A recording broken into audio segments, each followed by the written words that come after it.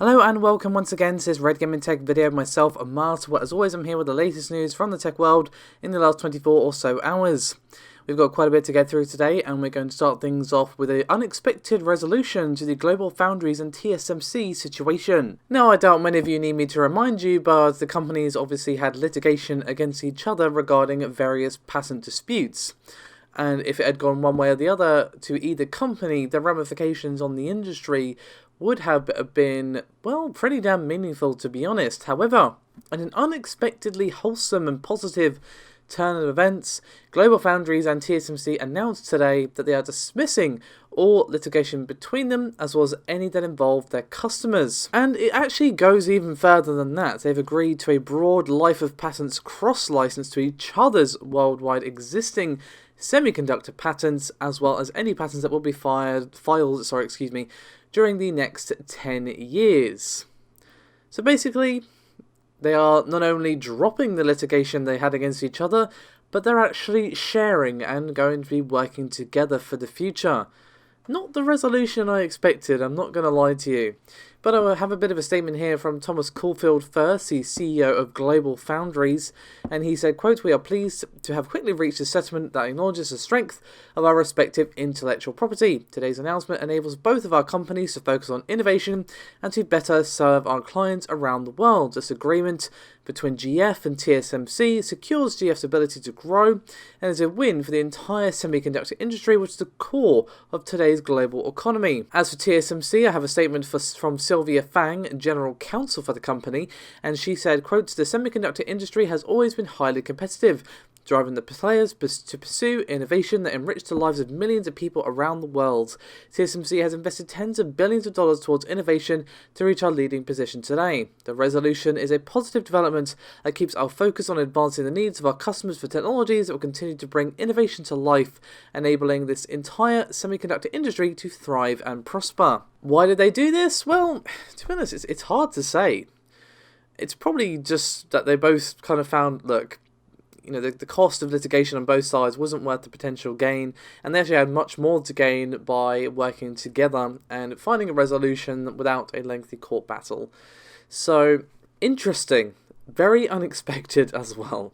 But let's move on from Global Foundries and TSMC to something very much related to both those companies with AMD and Threadripper. To say that the next generation of AMD's Ryzen Threadripper processors are highly anticipated, I feel like is a bit of an understatement. We are all keenly awaiting what AMD are going to do, because they have been on an absolute tear versus Intel, and Ryzen 3000 has been doing very, very well for itself, as I've said numerous times, but as I've also said quite a few times, the HEDDT market is very important for AMD, as of course it is for Intel. And obviously we know a lot about what Intel have planned for their side of things on HEDT, but while we've had a lot of leaks and rumours and such about Threadripper 3000, we're yet to really have anything official. However, we do have some potential prices for some TRX40 boards. So what we have is two Australian listings for a couple of ASUS boards, the ASUS Prime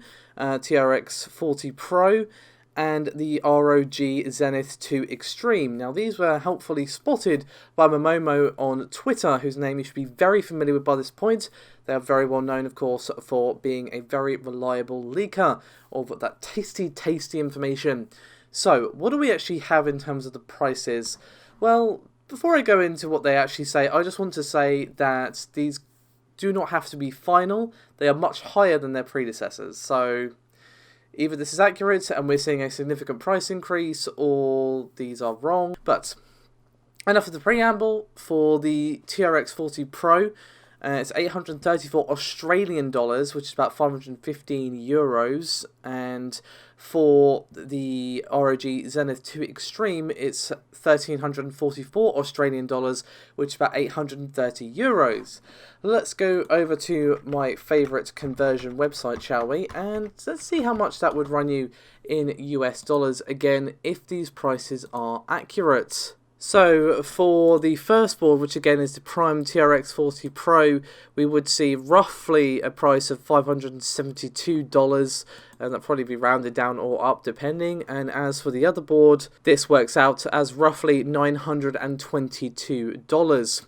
So again, these are more expensive than their predecessors, because on the very same store, an X399 board is about 460 Australian dollars, sorry, should I say, which is about 284 euros, or the ROG Zenith Extreme Alpha X399 board is $1,000 Australian or 642 euros. So, yeah, are these prices accurate? It's really tough to say, to be honest. I mean, again, these are brand new motherboards with a bunch of features that were not present on the X399 boards, but I don't know if it's enough to warrant such a huge increase.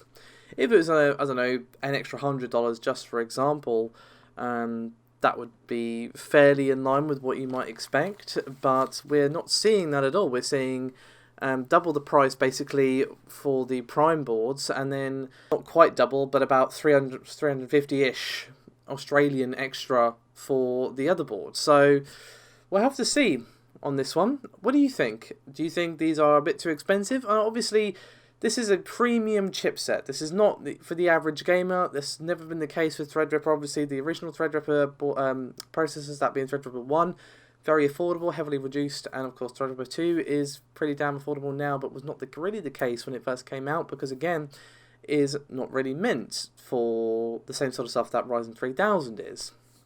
Obviously, nothing's stopping you from gaming on a Threadripper processor. In fact, we did indeed try to game on a Threadripper processor when we had one to review, because why the hell wouldn't you?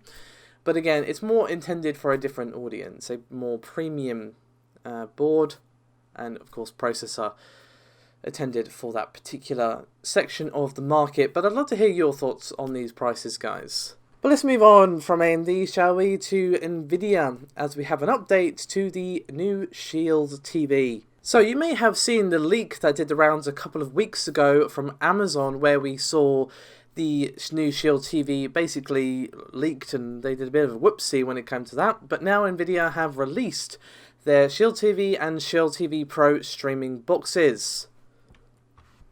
So let's talk about the specs, because of course we've been talking a lot about the fact that Nvidia are allegedly going to be doing a new Shield, and of course now here it is.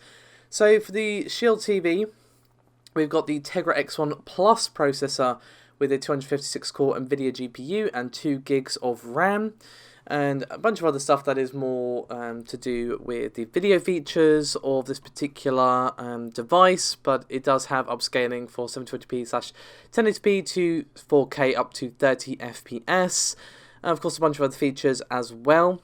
That I'm really focused on here today. I'm more worried about the specifications in terms of the technical specifications. But regarding the Shield TV Pro, we see an X1 processor with a 256-core GPU and 3GB of RAM, and we do see that same enhanced upscaling as well. So this is just a confirmation that, yep, these are officially real. Nvidia has confirmed them. And of course, we have those all-important prices as well, as the products are now available on the Nvidia website. So we have the Shield TV for $149.99, and the Shield TV Pro is $199.99. So if you want to know more about these, you'll find the link below. Just more wanted to touch on the fact that, yep, these are real, and here they are. Of course, these are also being marketed as gaming devices, but given that the remote for both of these has a Netflix button, I think Nvidia knows what they're more going to be used for. But let's finish things up, shall we, with yet more good news from an unsuspecting source, or a surprising source, sorry, should I say, that being EA. Now, I've got to admit, this is very, very surprising to me, as basically EA has officially confirmed that they are coming back to Steam, and they're kicking it off by actually enabling you to pre-order Star Wars Fallen Order on the Steam platform shortly before the release date, which of course is the 15th of November. It actually goes further than this though. They're even bringing EA access to Steam in spring of next year. So that means basically all the platforms have it now: PS4, Xbox One, Origin, now Steam. The only one that doesn't at present is of course the Nintendo Switch. So we are seeing EA bring several games over the next few months, so we're going to be seeing their biggest titles, no doubt, make their way over to the Steam platform. So we do have a bit of a statement here from EA Senior VP who spoke to gamesindustry.biz, and this is Mike Blank, and he said, quote, "We want to make the experience of players who want to play their games on Steam or Origin as frictionless as possible, so we're working towards connecting our accounts together as well as enabling players to play together across both Steam and Origins." So, obviously they are still working on it. There's not a huge list of games just yet, but to be honest, I'm just surprised this is even a thing that exists. You know, this is EA. Now, obviously, Valve and EA have worked out some sort of deal. EA are undoubtedly getting, you know, something out of this for them to do this. But it is interesting, nonetheless, that they are making this move, and quite smart to do so just before the release of Star Wars Jedi Fallen Order. So, let me know your thoughts on this one, guys. Personally, it's thumbs up from me. I mean, I do have several games on the Origin store. I doubt all of them are going to make the jump over.